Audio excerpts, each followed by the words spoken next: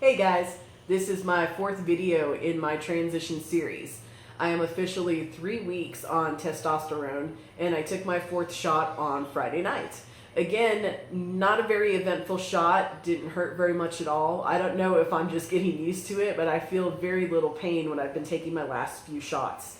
As far as any kind of changes to report, nothing really as of yet, although I have noticed that my energy levels are varying, where sometimes I feel energetic and then there's times where I feel like I could just sleep all day. So I've been kind of fighting through that for the past few days. Nothing to the point where it's interrupting my day, but man, when I feel sluggish, I feel like I could just sleep all damn day. As far as any kind of physical changes, to me, I think I look a little bit different. I don't know if that's just me. I've had a couple of people tell me that I do look a little different.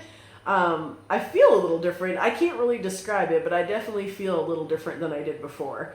My voice is still pretty much the same, although I'm still hitting some of those lower registers. When I went to my therapy session on Friday, I hadn't seen my therapist in about 3 weeks, and she said that there's certain words I say and certain notes I hit where she can tell that my voice seems like it's trying to change a little. In the last few days, I've caught my voice cracking a few times. It hasn't been consistent, but I've definitely noticed, especially in the morning, so the middle of the day, that my voice tends to crack a little bit when I'm going up higher. So I don't know if that's a sign for things to come. I hope it is, because that's pretty exciting. No real other changes to report yet. So I am going to my doctor's appointment on Tuesday because I actually had to reschedule it from Thursday since my doctor was out. Once I go Tuesday, I'm going to find out what my testosterone levels are, and at that time I will find out if my shots will be the same, if the intervals will be the same. Right now I'm on 1 week and I'm doing 100 milligrams each week. I'm going to find out if that level is going to stay the same as well. I really don't have that much to report on this video, so I thought I would take some time to answer some questions that I've received. I've been getting really good questions from friends and family, either through text or through Facebook, and since a lot of the questions were the same, I thought it would be cool to answer them across the board for everybody. One of the things that folks have asked me is what kind of form of testosterone am I taking, and I actually have a little vial here to show you guys. You probably won't be able to see the label really well in there, but it's testosterone cypionate, it's intramuscular, and that is basically what I am injecting, or rather my wife is injecting into me every single week. I do 100 milligrams. This is a 200 milligram vial. My wife gives me those shots once a week. Folks have also asked me if I've looked into other forms of testosterone and if I would move on to one of those. There are patches, creams, and gels, but I don't really think too much of the patches because I've heard that they're not as potent. I could be wrong, but a lot of guys that I've talked to who have gone on them said that they just really didn't see any kind of difference over time. As far as the gels and creams go, they're topical, so the risk with that, and probably one of the biggest risks with that, is that you expose other people to that testosterone. So I would hate to think that, I would put it on, and even once it dries, I don't want to pose any kind of risk to my wife or anyone else who comes in close contact with me. So I don't want to give you all my testosterone. Testosterone should go where it needs to go. So that being said, I've also been asked how long will I be on testosterone? Likely for life. Since I was not born genetically male, my body will never naturally produce the amount of testosterone it would need to maintain the physical masculine appearance.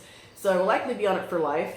Don't know if the shot intervals will change as time rolls around. I'm thinking that's something that I'll learn along the journey as I go. Another question that I've been asked that I think a few folks have been a little shy to ask me, but I don't mind answering it at all, is if I am looking into surgery. Eventually, I do want top surgery because I want to get healthy. I want to definitely drop my body fat percentage, but my chest is huge. And I'm not saying that because I'm dysphoric and I think my chest is huge. No, my chest is huge. I have to shop at Lane Bryant because my chest is huge. If you came up behind me and startled me really fast and I swung around, I would probably knock you to the floor and you would be bruised. It's huge.